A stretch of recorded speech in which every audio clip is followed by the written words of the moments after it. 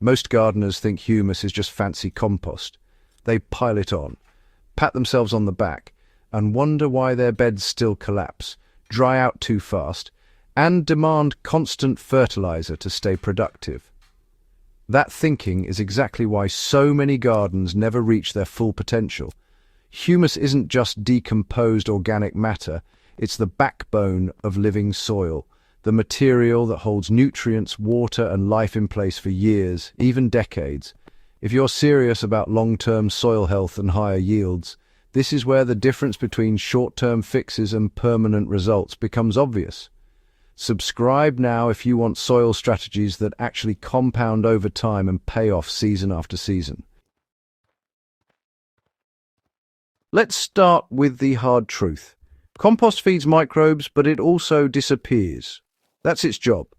Microbes consume the easy-to-digest material first, cycling nutrients into plant-available forms, and volume shrinks. In hot, wet, or sandy soils, you can lose a significant portion of compost in a single season. Beds shrink, fertility drops, water retention declines. Most gardeners keep piling on compost, but they're just chasing a moving target. Humus, on the other hand, is what remains after decomposition stabilizes. It's dark, crumbly, and chemically complex. It holds cations like calcium, magnesium, and potassium. It binds organic nitrogen. It maintains structure in heavy rains and retains moisture during dry spells. Essentially, it's the difference between feeding the soil and building the soil. Why most humus-building advice fails. Here's the mistake almost everyone makes. They assume that simply adding more compost or mulch automatically produces humus. It doesn't. To produce real humus, you need three things: biologically active organic matter, stable carbon, and balanced minerals. Without all three, decomposition is fast, nutrients leach, and the soil structure never stabilizes. That's why your raised beds still sink every few seasons, even if you've spent years composting heavily. In my own trials, I take a holistic approach. I blend high-quality compost with charged biochar, usually about 8 to 12% by volume, and a measured addition of rock dust or other mineral amendments depending on the soil test. For a standard 4x8 raised bed, 12 inches deep, that's roughly 32 cubic feet of soil. I incorporate about 3 cubic feet of pre-charged biochar evenly through the top 8 inches, then mix in 6 to 8 cubic feet of compost and 5 to 10 pounds of finely ground basalt or granite dust. That combination doesn't just feed plants in the short term, it stabilizes soil aggregates, improves moisture retention, and supports microbial communities that persist for years.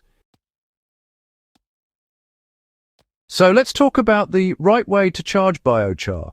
You see, using raw biochar on its own can actually harm your soil if you just apply it directly. Fresh char has these empty pores with a huge absorption capacity.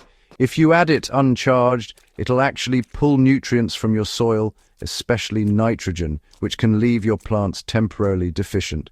To avoid this, I always pre-charge it. I crush the biochar down to mostly half-inch or smaller pieces, then soak it in nutrient-rich solutions. My favorites are compost tea, or, honestly, a diluted urine solution, at about 1 part urine to 10 parts water. If that's not practical, mixing biochar 1-to-1 with finished compost and keeping it moist for 3 to 4 weeks works just as well. The whole idea is to fill every pore with nutrients and microbial life before you put it in the soil. That's really the difference between a soil supercharger and, well, a temporary liability. Now, applying this method in raised beds is a bit of an art. In raised beds, integration is key. Simply scattering a blend on the surface won't give you lasting humus. I work the mixture thoroughly into the top 6 to 8 inches. For established beds, I'll use shallow trenches along the drip lines and backfill with the biochar compost mineral mix, letting worms and plant roots naturally redistribute it over time. In sandy soil, this approach can dramatically reduce how often you need to irrigate. Before adding humus-building amendments, I had to water my sandy raised beds every 2 days during peak summer.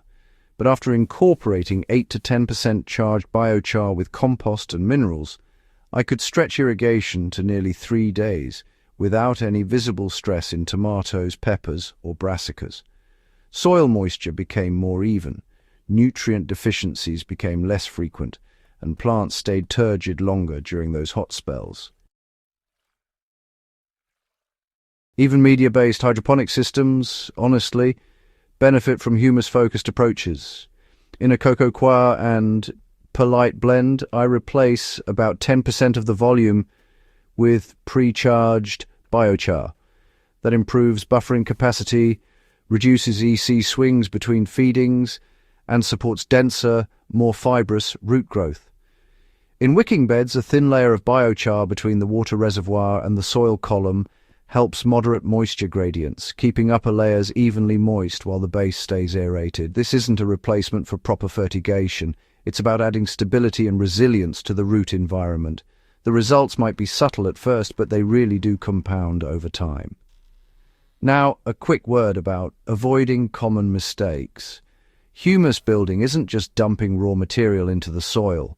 Too much undecomposed organic matter can trigger nitrogen drawdown, anaerobic pockets, or fungal imbalances.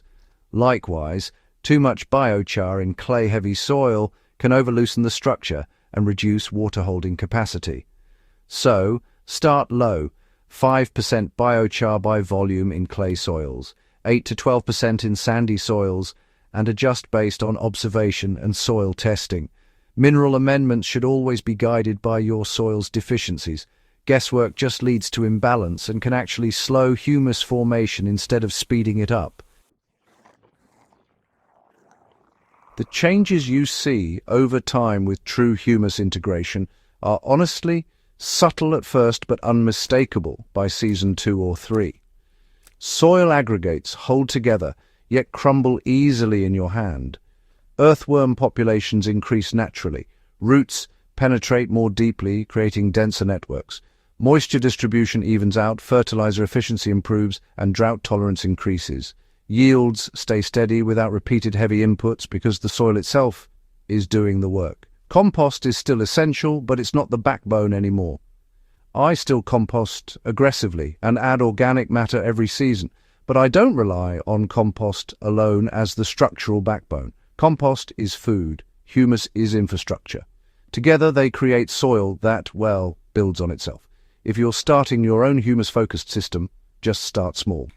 Pick one bed and integrate a balanced mix of compost, charged biochar, and minerals into the root zone. Track your irrigation, fertilizer use, and yields over at least 2 growing seasons.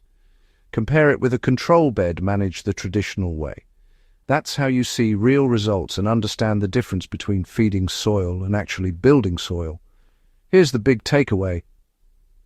If your beds shrink, your irrigation demands stay high, and nutrients disappear mid-season even after heavy composting, your soil isn't just underfed, it's unsupported.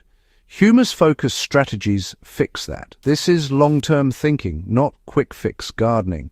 The goal is soil that thrives, not just survives. Subscribe to Farm Logic if you're ready to move beyond short-term fixes and start building soil that strengthens over time. And hey, share this video with another serious gardener who's tired of seasonal soil collapse. The more we understand humus, the better our gardens grow, and the more resilient our food systems become.